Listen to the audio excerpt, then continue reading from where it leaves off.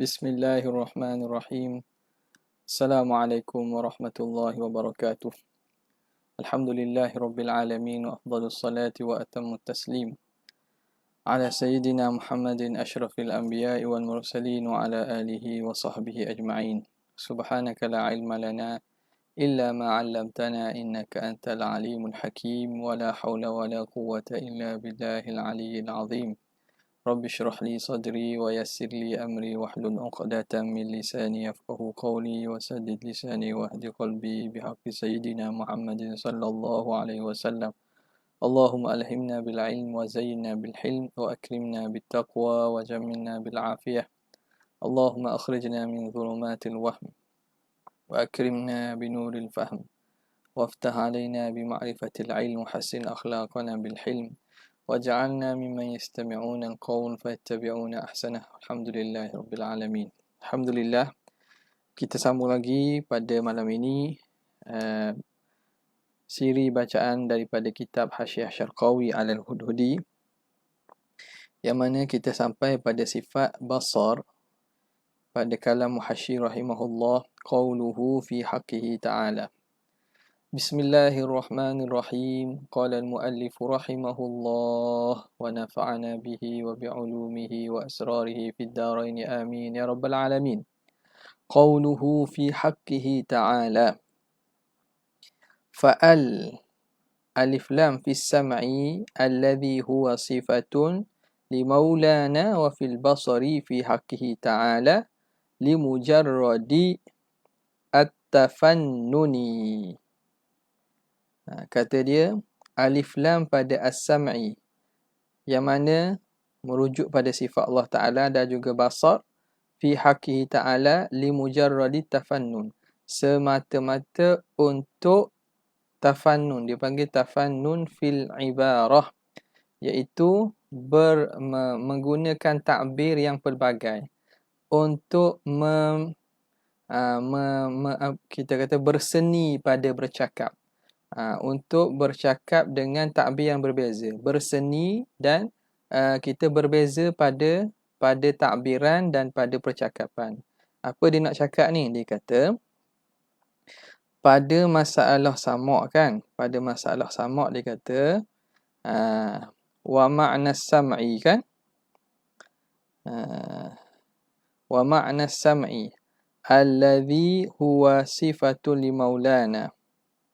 Kemudian wa ma'nal basar fi haqqihi ta'ala. Jadi berbeza penggunaan ayat.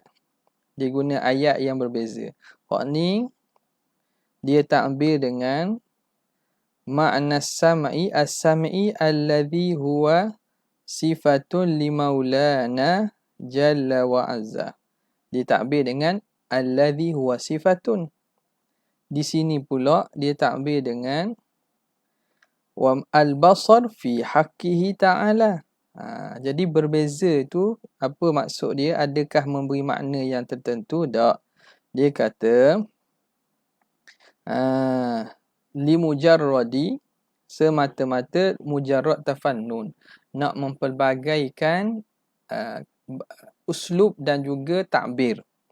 Apa maksud tafannun? Ai irtikabu fannaini ay naw'aini minat ta'bir, melakukan dua seni, iaitu dua bentuk daripada takbir. Bukan guna ayat sama je. Sam'uhu fi haqqihi ta'ala wa basaruhu fi haqqihi ta'ala, sama je. Wal kalam fi haqqihi ta'ala, tak, dia ubah.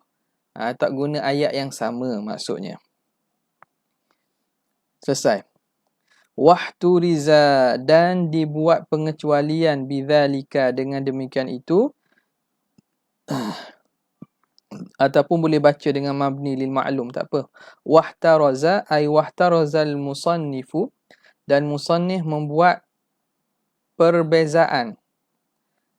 Nak buat pengecualian dengan katanya basar pada hak Tuhan itu, anil basari fi haqqil hawadih, nak membezakan daripada sifat basar pada makhluk. Kenapa? Kerana sifat basar makhluk ni dia hai'ah tertentu, hakikat dia lain dengan basar Allah Ta'ala. Fa innahu quwwatun makhluqatun fi al-asabataini, iaitu satu kekuatan yang Allah Ta'ala cipta, satu kemampuan yang dicipta pada asabataini mujawwafataini, pada dua saraf asabah. Dua, inilah kita panggil bola mata ni. Dua asabataini mujawwafataini, yang bergelonggong, beruang. Mata tu, dua bola yang beruang. Maknanya dalam tu dia ada rongga, ada ruang. Tatalaqayani, yang bertemu keduanya, fi muqaddamid dimagh, pada bahagian depan otak. Jadi mata kita ini dia bertemunya mana? Bersambung pada otak, awal bahagian depan otak kita. Thumma taftariqani, kemudian rongga itu asabatai ini, dua kita panggil saraf tersebut, dia taftariqani, kita kata bercambah, taftariqani makna berarah dan bercerai. Fatatadayani,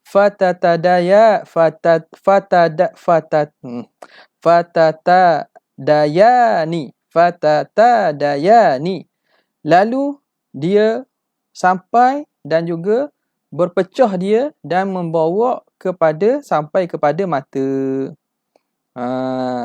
Sampai kepada mata. Jadi ini semuanya ilmu apa dipanggil? Ilmu biologi lah, ilmu sekarang ni. Ilmu biologi. Ataupun kita panggil ilmu berkaitan dengan badan manusia ni. Bagaimana keadaan badan manusia ni. Dulu perubatan lah. Dulu dia termasuk daripada perubatan. Maka ini termasuk daripada ilmu luar yang mana ulama kita mengambil faedah. Daripada ilmu-ilmu yang berkait dengan alam. Berkait dengan ini, lalu dia masukkan dan dia campurkan, dia olah dan masukkan di dalam ilmu akidah supaya kita dapat kenal makhluk. Dengan bila mana kita mengenal makhluk ini, dia menjadi wasilah kepada kita mengenal Allah Subhanahu wa ta'ala. Okey. Jadi di sini pada takrif basar di sisi hukama, ahli sains, dia mengatakan satu kekuatan, satu kemampuan yang Tuhan cipta pada dua saraf yang berongga. Asabatai ini, dua saraf yang berongga, yang berhimpun ke saraf tersebut fi muqaddamid dimagh, pada depan awal bahagian depan otak. Thumma taftariqani, kemudian berpecahlah saraf itu, fatatadayani, lalu sampai dan merebak dia kepada ilal ainaini, kepada dua mata, dua biji mata. Jadi saraf itu yang membawa kepada mata, ataupun daripada mata itulah sampai maklumat itu kepada saraf, lalu diproses oleh otak. Ini makna pelajaran sains lah ni. Ya, kalau ada silap pun tak ada masalah benda ni. Kerana apabila perkembangan sains berlaku dengan lebih pesat, maka kita dapat detailkan macam mana berlakunya pantulan optik satu dalam mata itu dan membawa kepada akal kita memproses maklumat itu. Bagaimana cerapan mata bagi cahaya dan seumpamanya. Itu ada benda. Cuma ini kita bacalah sekadar untuk melihat bahawa para ulama kita, mereka tidak memandang ilmu-ilmu alam ini, ilmu-ilmu berkaitan dengan mengenal dan mengkaji alam ini, tidak menganggap satu ilmu yang asing. tidak menganggap dia itu satu ilmu yang tidak manfaat. Bahkan mereka mengambil manfaat daripada segala ilmu. Anatomi, betul. Terima kasih. Anatomi. Anatomi. Kita tahu anatomi badan tu. Jadi, bila begitu, para ulama kita, mereka ini, kalau kita lihat, seorang dan juga ulama yang mana tabahur. Mereka bukan hanya tahu ilmu berkaitan dengan ilmu syariat, tetapi ilmu yang berkaitan ilmu kaji alam semesta ini. Sebagaimana kita tahu Syekh Ahmad Al-Fatani kan, banyak ilmu. Pada dia, diri seorang tu ilmu dia, bukan sekadar ilmu agama sahaja, bahkan ilmu perubatan dan seumpamanya, dia belajar. Kerana semua ilmu ini datang daripada Al-Alimil Hakim, Allah Ta'ala. Dan Allah Ta'ala suruh kita mengkaji alam. Suruh kita mengkaji alam. Maka, saraf tadi sampai kepada ainaini, dua mata, allati min jihatil yusra, yang daripada pihak kiri ilal ainil yumna, daripada pihak kiri ke pihak kanan. Wallati min jihatil yumna ilal ainil yusra. Jadi bersambung saraf itu, yang kanan akan ke kiri, yang kiri akan ke kanan. Nampak tak? Jadi berlaku pertembungan tu. Yang kanan ke kiri dan yang kiri ke kanan. Nampak? Jadi ada pertindangan ataupun maka dia kata wa talaqihima, dan bertemunya kedua saraf tersebut imma ala wajhi taqatu'i, sama ada atas jalan taqatu'. Taqatu' ni makna kita panggil taqatu' makna bersilang. Aywah, bersilang. As-salibi, bersilang sebagai tanda salib. Seperti ni, silang ni. Silang. Ni jumpa ni subur ni. Nampak?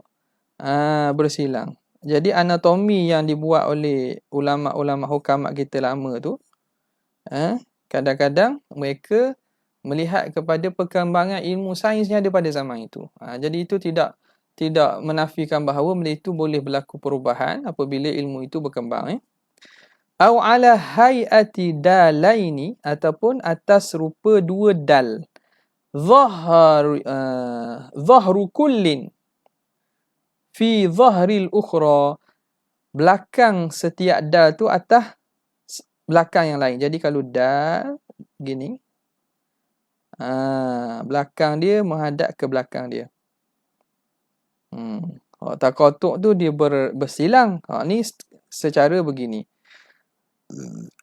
Okey, habis. Wa anis sam'i. Ni dibuat dah ni betul ni.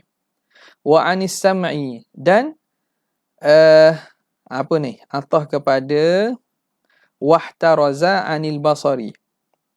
Atas itu wahtaraza anil basari wa anis sam'i, dan membuat pengecualian musannif dengan katanya sama' dan basar pada hak Tuhan itu daripada sama' pada hak hawadith, sama' pada hak makhluk, pendengaran makhluk. Fa innahu quwwatun muda'atun, kerana sesungguhnya sama' pada makhluk itu satu quwwatun muda'ah. Ni kuah muda'ah tu. Wa man yaqul bi quwwatin muda'atin fa qawluhu, dalam Khaidah sebut antara pandangan Mu'tazilah kan, mereka mengatakan quwwah muda'ah, Allah Ta'ala meletakkan kekuatan bagi, ini juga perbincangan berkaitan dengan apa ni? Berkaitan dengan Allahumma salli ala sayyidina Muhammad, berkaitan dengan perbuatan makhluk ini. Adakah berlaku dengan apa? Berlaku dengan ilah maklul, ataupun berlaku dengan tabi'ah, ataupun berlaku dengan quwwah muda'ah. Jadi ada pandangan mengatakan quwwah muda'ah.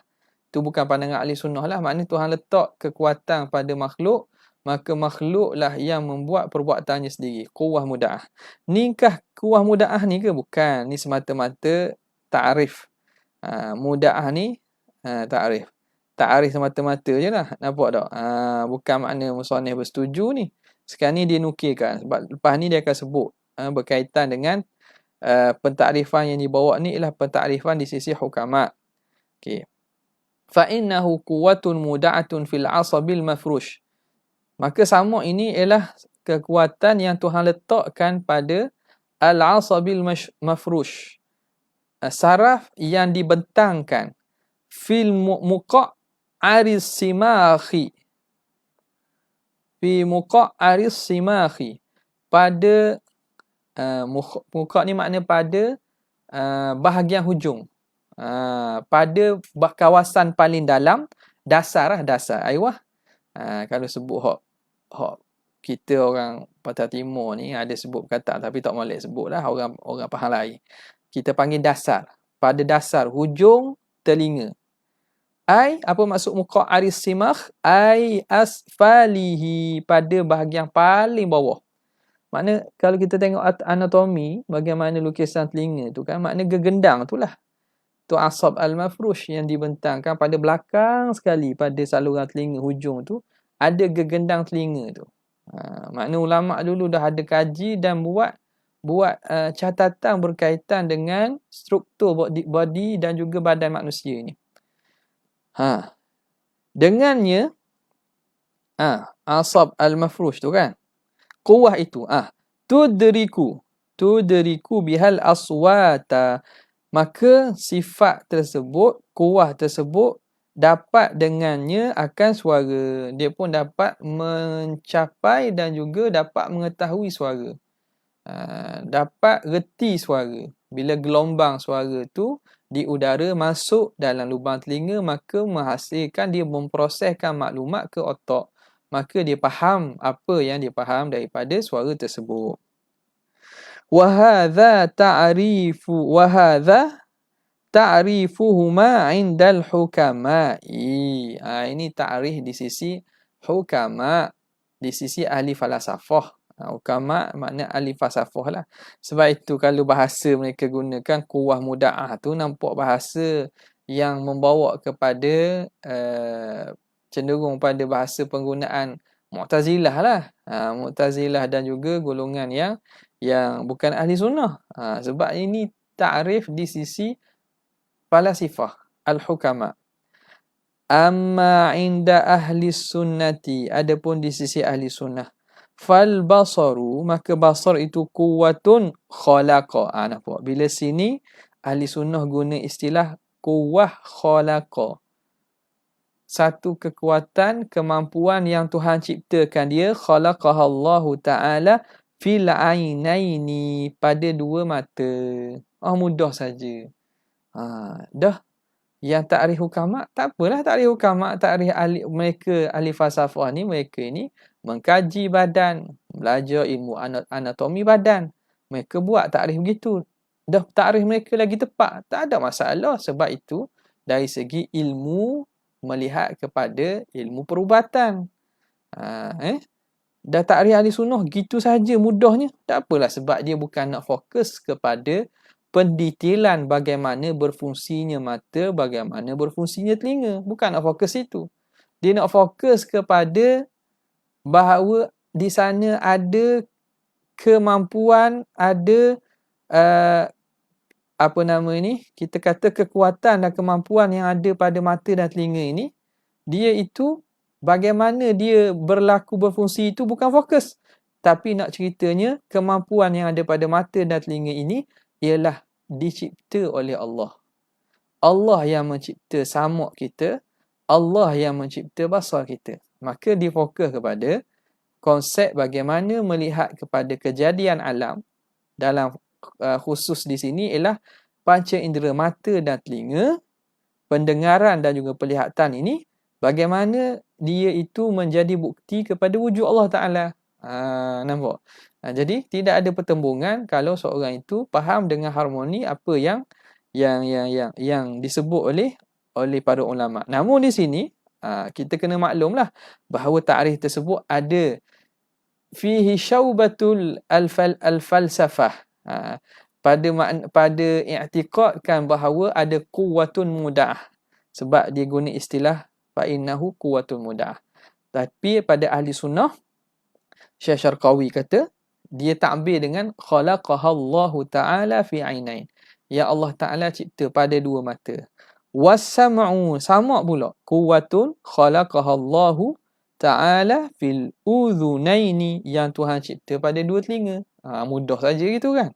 Sebab bukan dia nak fokus pada perincian bagaimana berfungsinya kedua-dua panca indera tersebut. Wala yata'allaku sam'una wa basaruna adatan illa bi ba'dil mawjudat, dan tidak bertakluk pendengaran kita dan penglihatan kita kecuali pada adat lah. Pada adat tak bertakluk kecuali pada sebahagian mawjud sahaja. Jadi mata dan pendengaran kita ni, inkishaf dia, muta'allaq dia hanya beberapa perkara mawjud saja, bukan segala mawjud. Tak sama dengan sama' basar Tuhan. Apa dia bi ba'dil mawjudat? Wa huwal aswatu fil awal, iaitu suara pada yang pertama sama', tapi ada syarat, bi syarti adami al-bu'di, dengan syarat tidak jauh. Suara kalau terlampau jauh tak boleh dengar. Sebab apa? Sebab angin tak boleh nak bawa. Nampak tak? Habis butuh gitu. Dia akan dipanggil apa? Berselerak di angin. Sebenarnya ada tak? Ada. Tapi halus dan rendah sangat dia punya suara. Jadi telinga kita tak boleh nak takap. Dengan syarat bisyarti adamil bu'di wassirri jiddan, dan jangan perlahan sangat. Jangan perlahan sangat. Kalau perlahan sangat pun, dekat pun tak dengar. Orang bisik sebelah kita, tapi dia bisik dengan kawan dia sebelah lagi, tak dengar juga sebab terlampau perlahan. Wal ajsamu wa huwal aswat wal ajsamu wa alwanuha, alwanul ajsam fi thani, pada yang kedua, pada sifat basar. Adapun basar, muta'allaq bagi basar makhluk ini ialah jisim-jisim dan juga cahaya. Cahaya pula, warna, dan warna, alwan. Tapi dengan syarat bisyarti adamil qurbi wal bu'di jiddan. Syaratnya jangan dekat sangat, jangan jauh sangat. Bagaimana? Mata kita hanya boleh melihat dalam range, dalam jarak tertentu. Terlampau dekat tak boleh nampak kok. Contohnya apa? Boleh tak mata kita melihat, kita kata melihat mata sendiri. Mata kita tengok anak mata atau tengok selaput mata. Boleh nampak tak? Tak nampak kita. Tak nampak. Sebab dekat sangat. Boleh tak mata kita melihat, katakanlah ada habuk hok di mata. Nampak tak? Tak nampak. Tapi rasa tak sedap mata je. Masuk habuk kat mata kan? Kadang-kadang nampak dan tak kan? Tak apalah, kita ambil contoh hok mudah gitu. Ada apa? Nampak tak? Tak nampak. Sebab apa? Terlampau dekat. Jadi mata tu tak boleh nampak mata sendiri. Jauh sangat pun tak nampak. Lebih pada jarak dia. Kalau orang pakai spek mata lagilah. Tak, nampak kelabu-kelabu je. Ataupun tak nampak langsung. Jauh, sebab jauh sangat. Al-qurbi wal bu'di jiddan. Bisyarati adamil qurbi, jangan dekat terlampau sangat dan jauh terlampau sangat. Sebab tu tak timbul istilah kuman di seberang laut kelihatan, gajah di depan mata tak nampak.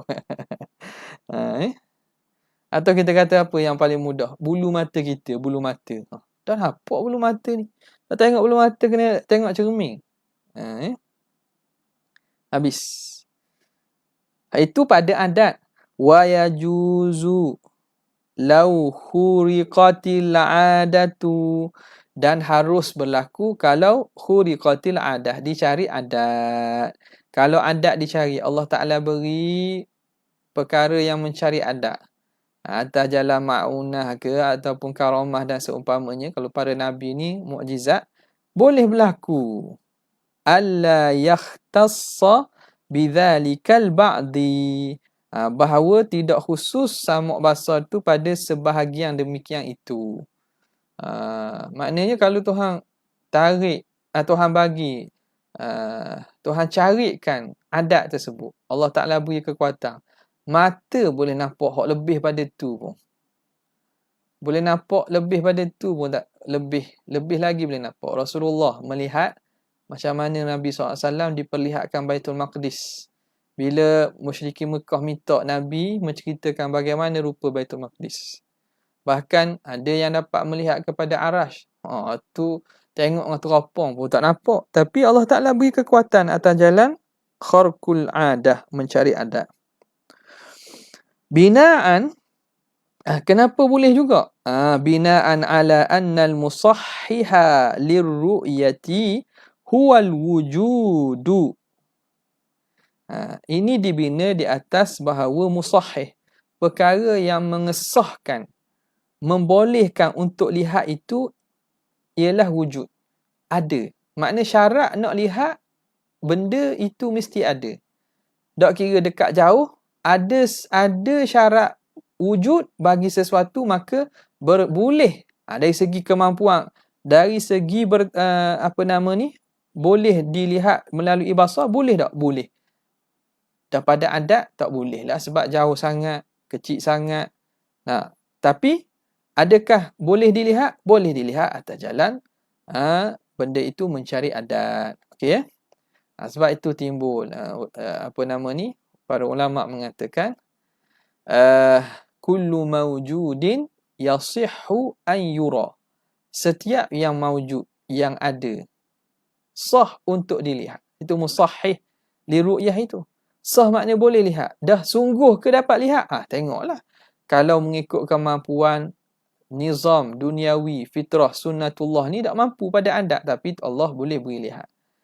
Allah Ta'ala wujud tak? Allah Ta'ala mawjud. Dia bersifat dengan wujud. Maka bila dia mawjud, bersifat dengan wujud, maka setiap yang mawjud itu boleh dilihat. Kullu mawjudin yasihhu an yura. Okay. Mana tadi? Ada satu perkara saya nak sebut, tapi terlupa tadi nak sebut siapa ni.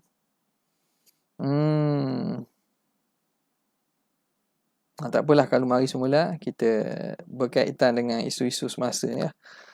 Okey, wa huwal wujud wa alaihi, dan di atas pandangan ini fama lam narahu. Fama lam narahu, maka perkara yang kita tak lihat, minal mawjudati, daripada sekalian perkara-perkara mawjud itu, daripada perkara-perkara mawjud, daripada perkara-perkara mawjud, perkara yang kita tak boleh lihat, kal malaikah, seperti malaikat, wal jinni, dan juga jin, fa innama huwa limani'in, hanya senya tak boleh melihat tu kerana ada mani', ada penghalang. Jadi jin dan juga malaikat ada tak? Ada. Kenapa kita tak nampak? Tak nampak itu kerana ada mani', penghalang yang menyebabkan kita tak boleh nampak. Sebab itu ada sebahagian orang yang boleh nampak. Ada yang sebahagian orang boleh nampak. Jadi bukan kerana dia tu tak ada. Bukan kerana dia tu tak. Adamul wujudan la yastalzimu adamul wujud. Tidak mendapat. Kita tak dapat tengok itu tidak melazimi tak ada. Kerana benda yang ada, dia tetap ada. Sama ada boleh didapati, dilihat ataupun tidak boleh dilihat. Tak bergantung kepada kita dapat tengok tu. Tak dapat itu kerana mani'. Kadzakila, dan demikianlah dikatakan apa? Ni dia orang panggil sirah tabari. Makna orang kata gitu lah. Jadi musannif sirah tabari ni banyak takwilannya. Kadang-kadang menunjukkan bahawa musannif tawakuf pada bab itu, dia nak setuju pun tidak. Kadang-kadang dengan makna dia tak setuju. Ataupun dia belum yaktani', dalil yang ghairu muqtani', maka didatangkan dengan kadzakila. Begitulah orang kata. Orang khabar gitu. Jadi aku nak tahu lebih pun aku tak tahu juga benda ini, benda yang tidak dibuka kecuali bagi orang khawas saja. Jadi ulama mengatakan begitu, maka aku pun kata gitu. Kadzakila. Wa'turida, dan dibuat dibangkan bi annal mani'a wujudi. Ni i'tirad ni. Kita tunggu untuk jawab azan sekejap, kita sambung balik. Asyhadu an la ilaha illallah.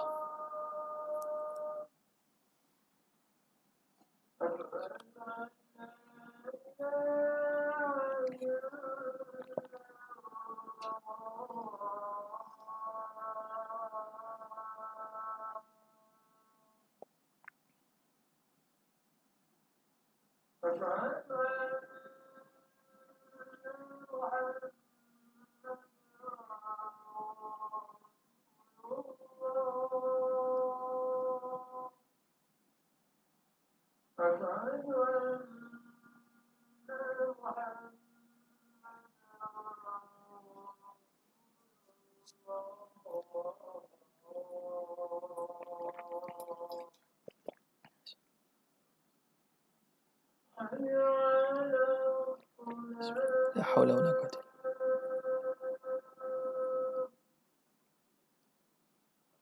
La haula wala quwwata illa billah.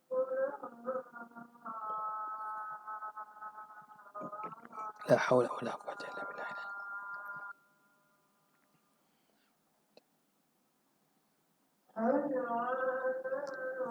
La haula wala quwwata illa billah.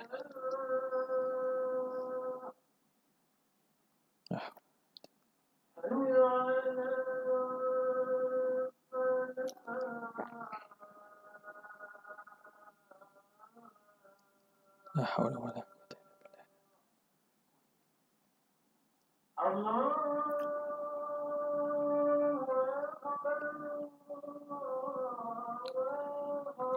Allahu akbar, Allahu akbar.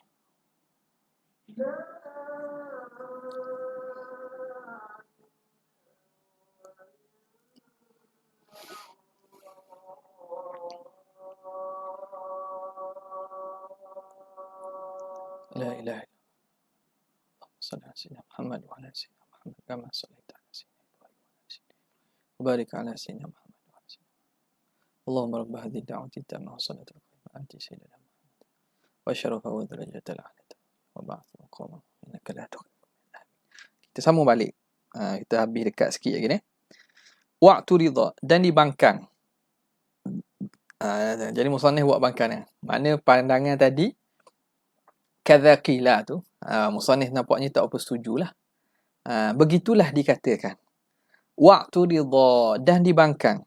Bi annal mani'a wujudiyun. Dia kata kalau begitu mani' tu, penghalang tu ialah wujudi jugalah maksudnya. Aidan, bila mani' itu wujudi, kalau mani' itu adami, bagaimana benda adam nak menghalang benda wujud? Tentulah mani' itu wujudi sehingga kita tak dapat yang mamnu' itu, yang dihalang itu. Okay, bila mani' itu wujudi aidan, fa sya'nuhu an yura. Maka sya'nuhu, sya'annya, keadaan mani' itu mestilah dapat kita ketahui. Kita dapat lihat. Kalau mani' itu wujudi, maka mesti boleh lihatlah sebab yang mengesahkan lihat ialah sifat wujud. Mani' itu wujudi, maka mani' boleh lihat. Tapi boleh lihat tak?